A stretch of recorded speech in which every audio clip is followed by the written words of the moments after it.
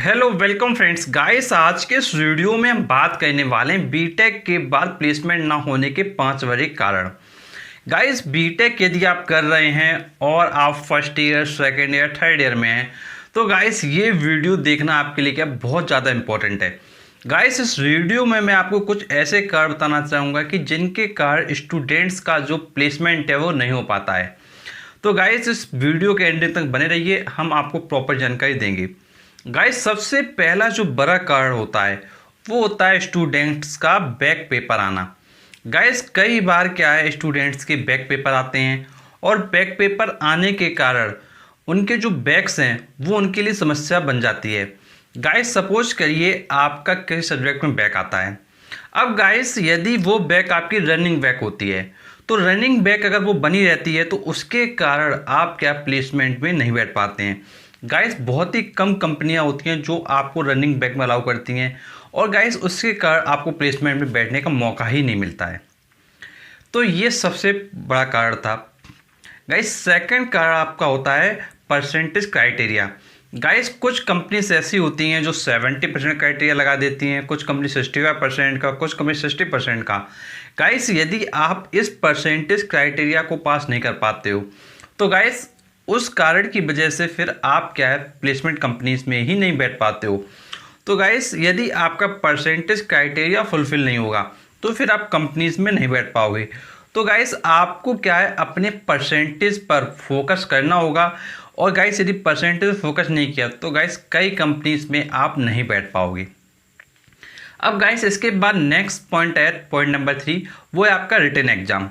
Guys कई बार आप क्या करते हैं कि रिटन एग्जाम के लिए प्रिपरेशन नहीं करते हैं। गाइस आप सोचते हो कि भाई जो आपकी ब्रांच है उससे संबंधित आपके क्वेश्चन पूछे जाएंगे, आपका सिलेक्शन हो जाएगा। बट गाइस ऐसा बिल्कुल भी नहीं है।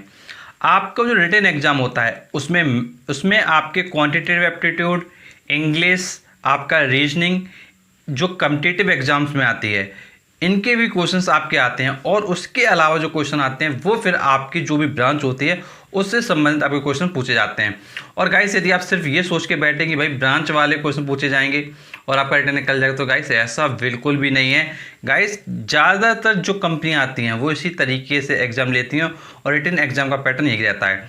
तो इसलिए आपको क्या क्वान्टिटेटिव एप्टीट्यूड, इंग्लिश और रीजनिंग पर भी फोकस करना बहुत ज़्यादा ज़रूरी है। अब गाइस इसके बाद बात आती है पॉइंट नंबर 4 की। गाइस वो होता है आपका ग्रुप डिस्कशन।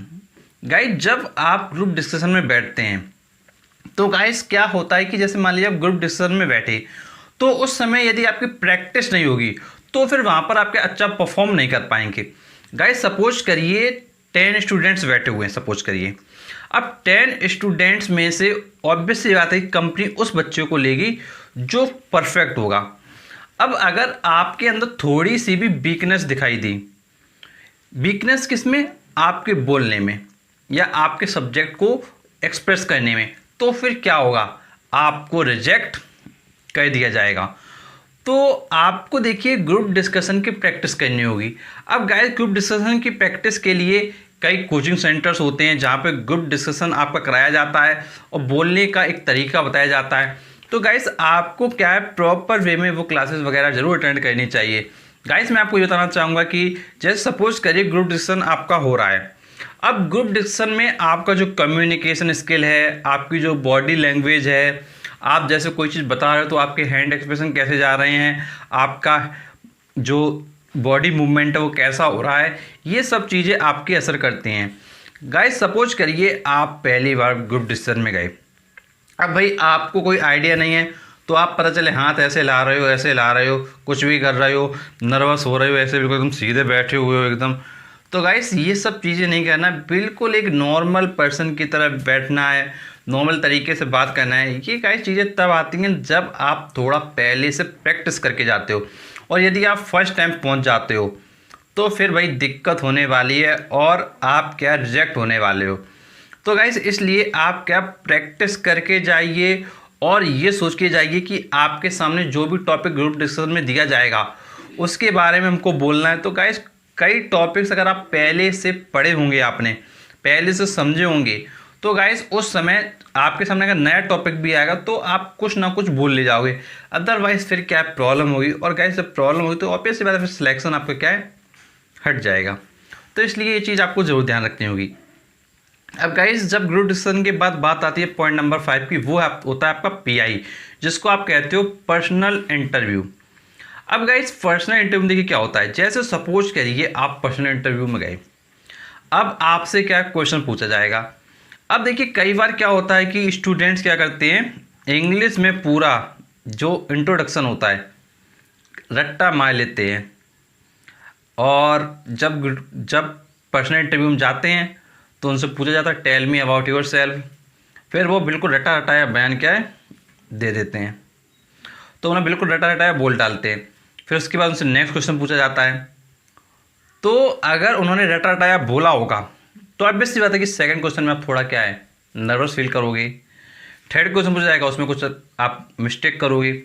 तो यहाँ पर देखिए है क्या, यहाँ पर आपका जो कम्युनिकेशन स्किल है वो काफ़ी मैटर करता है, और आपका जो कॉन्फिडेंस है वो भी काफ़ी ज़्यादा मैटर करता है। अगर मान लीजिए आपसे कोई क्वेश्चन पूछा गया और आप बिल्कुल नर्वस हो गए, अगर आप बिल्कुल नर्वस हो गए तो फिर आपके साथ दिक्कत होगी। मतलब यहाँ पर अगर आप नर्वस होते जाएंगे तो देखिए काम आपका नहीं चलने वाला है। आपके अंदर एक कॉन्फिडेंस होना चाहिए कि भाई हाँ मैं जॉब लेने आया हूँ और मुझसे जो पूछा जाएगा वो मैं बताऊँगा। और अगर नहीं भी आ रहा है तो कॉन्फिडेंस के साथ आप बताएंगे भाई सर अभी मुझे ध्यान नहीं है, मैं आपको बाद में बता सकता हूँ। तो गाइस कुछ चीज़ें आपको क्या है अपनी तरफ से करनी पड़ेंगी, समझनी पड़ेंगी। और गाइस देखिए कोई भी पर्सन जो इंटरव्यू में बैठा हुआ है, ऑब्वियस सी बात है कि उसके अंदर परिपूर्ण ज्ञान नहीं है। जैसे सपोज करिए आप इंटरव्यू देने जा रहे हो, अब ऑब्वियस सी बात है कि कुछ ना कुछ ड्रॉबैक्स आपके अंदर होंगी, और ये हर व्यक्ति के अंदर होती हैं। बट इम्पॉर्टेंट ये है कि आप अपने ड्रॉबैक्स को छुपाकर कैसे अच्छा परफॉर्म कर ले जाते हो। गाइस जितना अच्छा आप परफॉर्म करोगे एग्जामिनर के सामने उतना ही अच्छा आपका क्या सिलेक्शन के चांसेस बनेगा।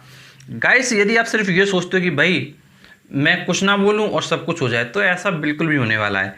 गाइस ये जो मैं आपको पॉइंट्स बता रहा हूँ ये बहुत ज़्यादा इंपॉर्टेंट है, इनको आप ज़रूर ध्यान रखिएगा। और एक आप बात बहुत अच्छे से समझ लो कि जो भी आपका एग्ज़ाम है जो आप दे रहे हो इसको बिल्कुल सीरियस होकर दीजिए। ये नहीं कि भाई हमको कुछ सीरियस होकर देना नहीं है। और गाइस कई स्टूडेंट देखिए क्या गलती करते हैं, जैसे सपोज करिए कोई कंपनी आई, उस कंपनी में बैठे हैं लेकिन उस कंपनी के बारे में कोई जानकारी नहीं है। एटलीस्ट आप जॉब करने के लिए जा रहे हो, आपको ये तो पता हो कि भाई कंपनी करती क्या है, क्या क्या प्रोडक्ट्स बनाती है, क्या मैन्युफैक्चर करती है, या R&D कंपनी है, किस टाइप की कंपनी है। एटलीस्ट आपको कंपनी के बारे में प्रॉपर नॉलेज हो। गाइस यदि आप विदाउट नॉलेज जाएंगे तो फिर जानते क्या होगा कि अगर उन्होंने कुछ आपसे क्वेश्चन किया आप रिस्पॉन्स तो करोगे, बट आपको देखिए क्या करना है, आपको जो आंसर देना है वो कंपनी के पॉइंट ऑफ व्यू से देना है। जैसे सपोज करिए कोई क्वेश्चन आपसे पूछा गया और आपको पता है कि भाई कंपनी ये प्रोडक्ट बनाती है, तो आपको उस प्रोडक्ट की तरफ अगर आप लेके जाते हैं उनको, तो फिर उनके लिए वो चीज़ बेनिफिशियल होगी। और जब बेनिफिशियल होगी तो फिर वो आपको क्या सिलेक्ट करने के आपको जो चांसेस हैं वो बढ़ेंगे, बिकॉज आप उनको वो दे रहे हो जो वो लेना चाहते हैं। गाइस कुछ ऐसे पॉइंट्स हैं जिनको आपको क्या है बहुत अच्छे से ध्यान रखना चाहिए। गाइस ये सभी पॉइंट्स मैंने आपको बताए। गाइस हमने आपके लिए एक प्लेलिस्ट बना रखी है बीटेक जॉब्स, इसमें गाइस हमने आपको बीटेक से संबंधित सभी वीडियो प्रोवाइड किए हैं। तो गाइस इस प्लेलिस्ट में जाकर आप बीटेक से संबंधित सभी वीडियो को देखिए, और गाइस जो भी आपकी प्रॉब्लम्स है नीचे कमेंट बॉक्स में बताइए। और गाइस ऐसे वीडियोस पाने के लिए आप हमारे चैनल को जरूर सब्सक्राइब करें, नोटिफिकेशन बेल दबाएं, क्योंकि हम आपके लिए ऐसे इंटरेस्टिंग लाते रहते हैं। तो चलिए मिलते हैं आपसे नेक्स्ट वीडियो में, तब तक के लिए शुक्रिया।